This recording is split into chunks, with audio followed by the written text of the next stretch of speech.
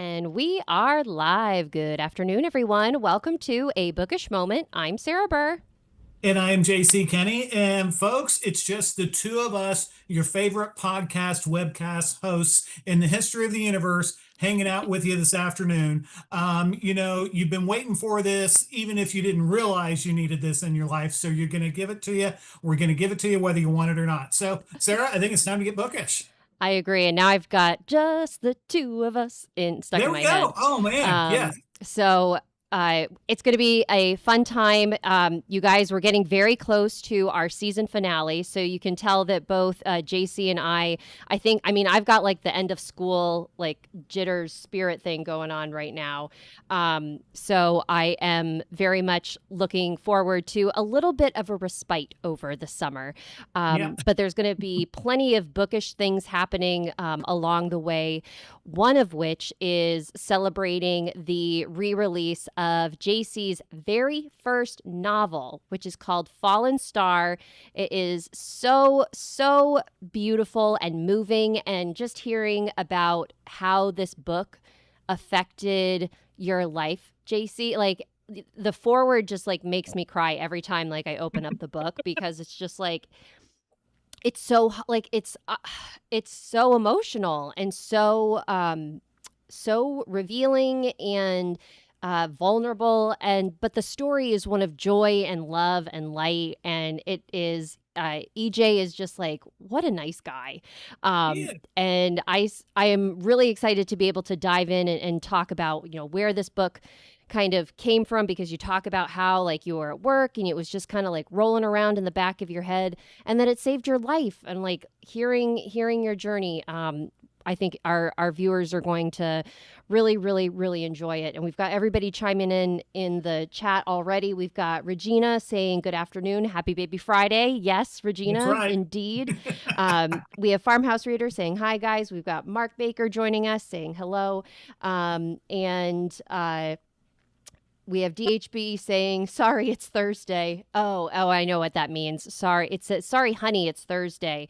And if you look at the abbreviation of that word, it is a little scandalous. So that's a fun one. Instead of TGIF, it's SHIT. So that's so Baby Friday is a little bit more PG and cozy friendly DHBA. So we keep it classy here on this show. So JC, tell us, Fallen Star, which is now 99 cents on ebook on Amazon. Yes. So folks, if you, you can go right now and grab it. You can go after the show once you hear how like an incredible part of your life that this is, JC. So tell us about EJ and Annie and kind of how this story came to be. All right. So for this story, you actually have to go all the way back to my college days, way back to the late 80s, because as you know, I think we've talked from time to time on the show. I am one of those folks who had wanted to write a book for ages. And there was at one point when I was working a part-time job in college, I was a desk clerk, checking people's IDs to get into the local gym.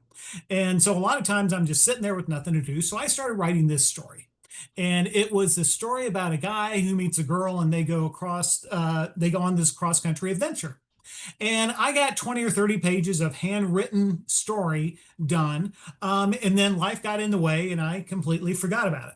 And so, I tried then over the course of the next 3 decades or so to try to write other different little things. And I would never get past 1 or 2 pages, or I think one thing I got like 10 pages in, and it just never amounted to anything. So fast forward to 2009. And that's when my wife was diagnosed with breast cancer. And so the summer of 2009 through from May through November was a real challenge for my family. She went through chemo, she went through mastectomy, and she went through radiation. It's all been successful. 17 years later, she's still cancer free. So so cancer survivors rock. But it was a real just changed our whole family's perspective about so many different things. And one of the things that I began to struggle with in the aftermath of that was trying to figure out kind of my place in the world as a caregiver. And one of the things that for me personally I struggled with was figuring out, okay, um, for a lot of cancer survivors, I can't speak for all of them, but my experience has been a lot of cancer survivors then use kind of that platform to try to pay it forward to help others because they've been there and now I want to help others. And that's what my wife did. And so me as a caregiver, I couldn't figure out, I wanted to take my experiences and use them in a way that could possibly help others. And I couldn't figure out a way to do that. So what that ended up doing, that led to basically a slow spiral for me into a really dark, uh, very dark level of depression. Um, to the point that by the summer of 2011, I had figured out how I was going to take my life. I knew where I was going to take my life. It was just a matter of when. And the only things that kept me going during that summer were the kids had like some summer camps and things like that. So I was trying to figure out when it was going to be the least inconvenient for folks. So I wasn't a complete, loss, but it was a really bad time. But what happened was, and we're going to get to Fallen Star here in a second, is that I was working as a litigation paralegal at the time. I had a trial scheduled for August 2011.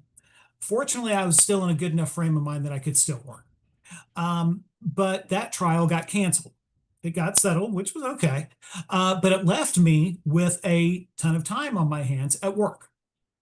And so the way my job was that I'd spent the better part of, 6 weeks preparing for this trial. So I didn't have anything else on my calendar. All my other cases had been sent off to other people. So I had literally, 2 weeks with nothing to do. And it was understood that cases would start coming back my way. And so as I'm sitting there at my desk one day in August of 2011, all of a sudden I get what I felt like was this knocking on the inside of my head. And it was a couple of characters who wanted me to tell their story. And it was actually the characters from the story I had thought of way back in college about the guy meeting the girl and going off on this cross country adventure. Um, I had the time available, so I just started writing this story. And it was the story of a guy named E.J. McCarty from Indianapolis. His mom has recently died. He's going to take a long cross country trip just to kind of get away from it all for a while. And along the way, he decides to take a train because he wants to do something that's going to take a while. And as he's getting ready to board the train in Chicago, he meets a woman named Annie. Kind of comes to her rescue because she's being hassled by some roughnecks. And turns out they're going to the same place. So they just kind of start on this cross country trip together. So this idea started once I started writing this thing, I couldn't stop. It was like, I didn't know anything about writing. I didn't know even when I started what genre I was writing. I just went with it. It was about 40 pages in, and that's back in the days when I thought of pages rather than words in writing a story, that I realized that the book I was writing was a romance. It was about a guy and a girl meeting and falling in love. And there were a few moments where it's like, wait a minute, what? I have no business writing a romance. I'm a dude. But I thought, no, I'm going to go with it. So I did. And one of the things that I found is as long as I kept writing, that pushed the what I refer to as the dark cloud of depression away. It kept it at arm's length. And so it took me 6 weeks to write the first draft of the book. During that time, I was finally able to, basically confront what I was living with, and was able to finally, admit what I was living with to my wife and my family. And so the book kind of sustained me to the point that until I finally saw the doctor and got prescribed an antidepressant, which I am still on today. And so I'm feeling much better now than I was then. And so that's why I say to this day that this book that eventually became Fallen Star, it saved my life, because if not for that, I likely would have, continued with my depressive thoughts at the time. So yeah, so that's why I say, and I know a lot of times people talk about something saving their lives, and back in the day I thought, well, that's a little dramatic, and I know now that it's not dramatic because it can be true. That's because it happened Mhm. to me. That's amazing. And I don't have like the appropriate words to express just number one, how like courageous it is to openly share that story. Because it's something that I fear that a lot of people have experienced before in their life, where they feel that they're in that dark place and that there's something holding them back, but there's also that dark cloud that's still hovering over them. But the Yeah. fact that you put yourself into this project and that cloud began to recede is just it just really shows the power of storytelling, in a way that I don't think um, that we hear a lot on our show, JC, because, we've got people, the things that we're celebrating and sharing here, cozy mysteries aren't really known for like being these very deep, like profound stories. And that's what people Mhm. love about them. And that's why I like to write them. Yeah, But absolutely. knowing that behind the stories themselves are these moments, of real vulnerability and despair and hope and love. I mean, it's such a beautiful story to hear. And I'm just so grateful that number one, you're here. Um, and always know that like you need to be here. You got to be here for your family. You got to be here for your kids. You got to be here for me because I'm not doing this alone. So, um, that and reading EJ's story, is just it's so strange to think that you were in such a dark place because of how beautiful his story is. And yes, he has his struggles, but he's also like within the very first like opening pages, he's jumping in to help somebody in need. And I just think that that's a really telling, characteristic for anybody to to demonstrate when, and Annie even says it to him. It's like, you just see me needing help and you just did it without expecting anything in return. I think it's beautiful. What I really would love to know is, why is he a bike mechanic? He is a bike mechanic because when I was first started writing the story, I Mhm. was still heavily involved in still cycling a lot. I've kind of had to retire now because Oh, of wow. knee issues, and so I did a lot of my own bike maintenance. And so it was something doing the Mark Twain thing, Mhm. writing what I knew about. And Yep. so when I came up with this idea of, okay, the main character, what could I come up with a career for him? Mhm. And so I thought, oh, that's kind of fun, kind of different. I know a lot about taking care of bikes, so that's why he did it. And at the time, cycling was still a lot more in the consciousness of folks here in the States. Lance Armstrong's cheating hadn't come to light yet, so people were still a lot more interested, and there Mhm. was a lot more about cycling that was going on at the time. So yeah, so that's Gotcha. why I he had did no that. idea that you were like a cyclist. Uh, yeah. And that because as I was reading it, I was like, why does JC know so much about biking?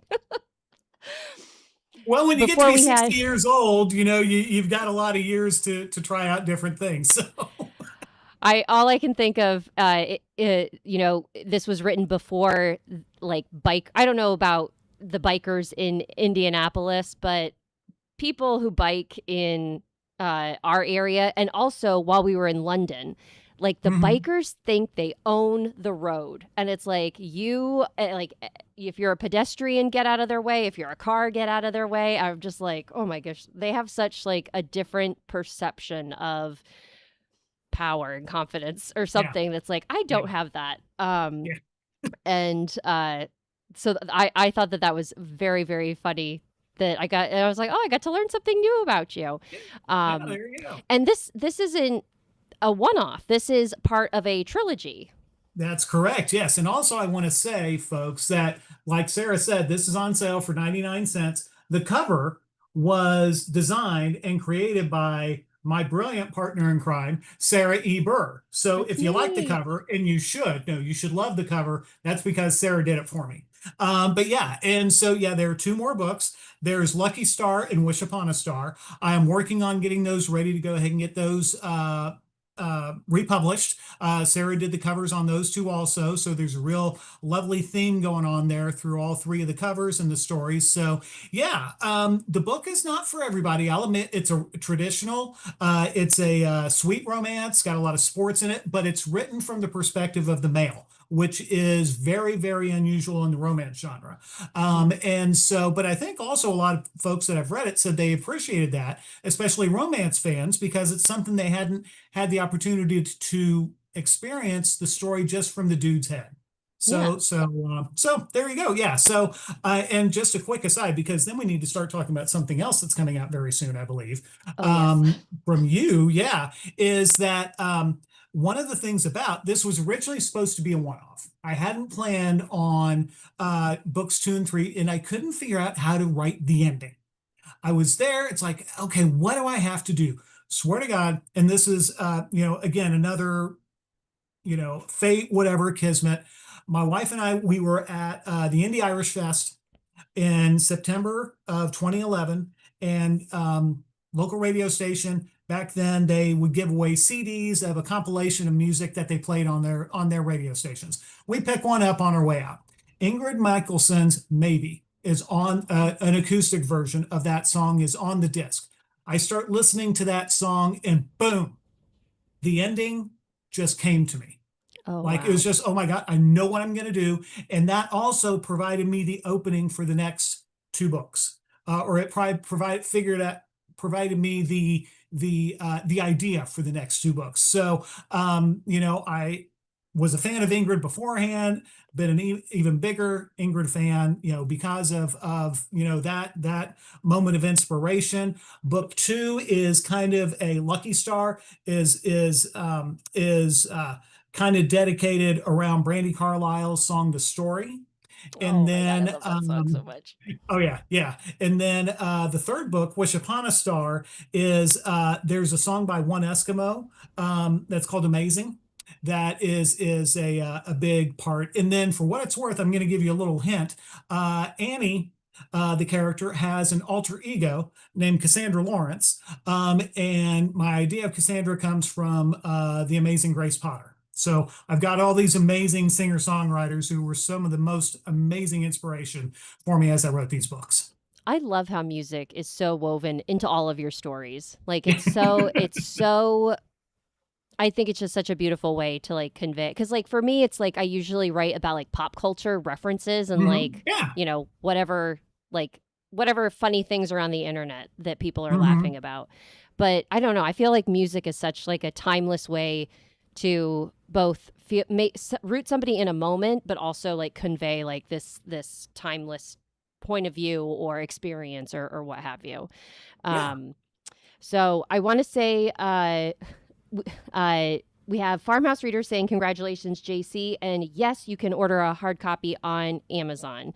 The paperback copies are available there as well, Farmhouse Reader, but they aren't 99 cents. Just the Well, ebook right is on now, I sale think for on 99 cents. Amazon, the only thing I have right now available is just the ebook. You can Ebook? get Okay. paperback. Yeah, you can get paperback if you go though through like Barnes and Noble, or I think maybe in bookshop.org may have it available in paperback. Okay. Okay. Cool. Thank you for correcting me. Oh, no, no problem. And then we have Mark saying, so glad the book helped you, JC. And we have Susan Worrell chiming in with a hello, JC and Sarah. So Susan, Thank welcome you. to the party. Yeah, Um, we're having a fun time. Although we are. we are digging deep. At least Yeah. we were digging deep, and now we're going to undig being deep and go into the world of cozy mysteries. Yes, Although, because yeah, somebody has my favorite series of her has the next book coming out, and when you finished book three with Hazel and Poppy, you mhm, totally left. I think I either texted you or I you did. emailed you. I was so upset with you because of that cliffhanger, and now we're getting Hazel and Poppy back. Tell us about it. Well, this book has been a long time in the making, and it actually thinking and kind of thinking about your story, JC, the kind of the catalyst for the whole like idea of the story in this one came from something very traumatic that happened to me now 2 years ago, and it was like it was a medical thing. I was like very, very scared. I remember we had a bookish hour like the evening that it all first happened. And I was like, I need to do this, but I also like am like this close to just like losing my like just going nuts. Um, Yeah, but everything turned out to be okay. It was totally fine. It actually, in the long run, changed everything for the better because it helped me address my anxiety. And I got on medication for my anxiety, and it was totally life changing and has made me so much happier and healthier. And so, good. bringing this story to life in a cozy way was really, really fun for me. It was one of the easiest books that I've written. And I don't often say that because I get like stuck in certain areas, but this one, like the ideas just kept coming. It takes place at Christmas time in Crucible, and this is the first time that we've gotten to really experience Christmas with Hazel and Poppy, and just trying to steep as much charm and fun and festivities into the mix, all while moving the mystery going forward. Um, the how things kind of shake out in this one is it's several months after the ending of book three. So Poppy and Hazel have had some time to adjust to certain developments that have happened in their life. And for those of you who may not be familiar with the Glenmire Wynn Mysteries, they are a paranormal cozy mystery series. Lightly paranormal because the only magic that we have at play is the fact that Poppy sees colorful auras around people that tells whether or not they are what they're feeling, if they're telling the truth, like, you know, if they're being secretive or what have you. So she's like basically a human lie detector. And then we have Hazel, who can see a glowing clock above the heads of everybody around her that is counting down the time until they die. So her whim is a very, very like intense power. But Yeah. luckily, she wears glasses that obscure that whim, so she doesn't have to see these clocks all the time. And she often doesn't know like the countdowns for everybody because she keeps her glasses on. Um, so where things start in book four is we have And what's the title again of book four? it's called Get a Candle on Crime, Okay. because Hazel owns a candle shop. So I use a lot of candle puns in it. And at the beginning of book four, we find that the power has gone out in Crucible. So everybody is coming because there's a big snowstorm. Everybody is flocking to her candle shop a wick in time to stock up on candles because they're not sure when the power is going to come back on. And through all the hubbub, you know, Hazel sees everybody in town. Things are a bit crazy. When they close the shop, the storm is getting worse, and Hazel goes outside and may or may not stumble into a crime scene. Um, Man, so from there, Hazel Hazel's really actually content to let the police do their thing because the police are actually run by their cousin, who actually was their long lost cousin that they meet in book one. But Poppy has something to prove to the world in this book, and she is like, I'm going to solve this case whether you are going to help me or not. So Hazel is like, well, I can't let you do this by yourself. And then they go off to the races. And I just love being in Crucible. The friend group that we have here is, um, they're just I just love them so much. Mhm. In the world of like the candle store where you have I have so much fun like coming up with all of the fun names for the candles, especially for the holidays. It was really like a fun festive experience that left me feeling like knowing kind of where it started with like the idea of like the whole like origin story of it, and then where it ended. It's like I'm so grateful that I was able to turn something that was so stressful into something as light and merry and fun, as it was. So yeah, that's Get a Candle on Crime in a nutshell. And it is out when now? It is out July 21st, so it's going to be a Christmas in July Okay. spectacular. But one thing to let folks know is that the audiobook, I usually try to have my audiobooks come out when the book is released, but due to scheduling conflicts, we couldn't swing it this year. So the audiobook is probably going to be out in the late fall, which will be perfect for the actual Christmas season holiday. So I'll kind of get to like experience like summer release time for Christmas in July, and then we'll have like the Christmas release for the audiobook, and all of that good stuff. Excellent. And yeah, I just love that. I know we're not supposed to have favorites when it comes to our book series, but Mhm. Poppy and Hazel, their relationship is one of my favorites that I write Yeah. about. There's something about them that is like it's almost like their love story for one another, and Mhm. their aunt and niece, and I just love them so much. And yeah, that's Well, and that's I've told you this many times. This is my favorite series of yours. That you're right. I mean, I love all your books, and your characters are all so fun. I've been, and I like to say, I've gone all the way back to the early days when Jax was still the ducal mhm. detective, long before the Court of Mysteries. We don't have a whole heck of a lot of time, but I want to ask you a little bit, and you've talked a little bit about it, about resilience, both with you and Poppy, Mhm. because we're not gonna, if you haven't read any of the Glenmeyer Wynne books, folks, shame on you. Change it right now. Go get them, and The then first you'll book is understand. actually on sale. So the Well, first there book you is on go. sale for $1.99 across all ebook platforms. Okay, there you So, go. It's a bargain. So what happens to Pops at the end of book three is it's shocking. mhm. And I'm not going to say any more than that. So, like you mentioned, that she feels she has something to prove. Can you talk Yes. about that a little bit? Yeah, I and try not to like give too much away. But Poppy's kind of left in this predicament of who am I in the town of Crucible and like anymore. For the longest time, the Glenmeyers have been this like reputable. They're one of the founding families of the town. They've been respected. They've been people who are kind of seen as if you're in trouble, go to Poppy. She can help you. No one in the town knows about her like the abilities that the Glenmeyers have.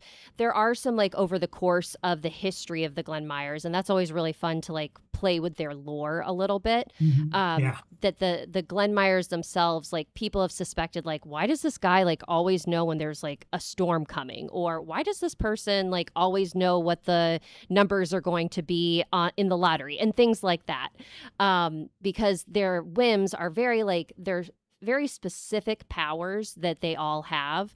Um, Hazel's mom, who unfortunately passes away prior to book one, she has the ability, if she places her hand on a book, she can like absorb all of the information in the book and like learn its contents. Holden, who is also a Glenmeyer, his ability is he can replay like the final minute of somebody's thoughts in life, which is very helpful for his career as first a homicide detective and then becoming chief of police in Crucible.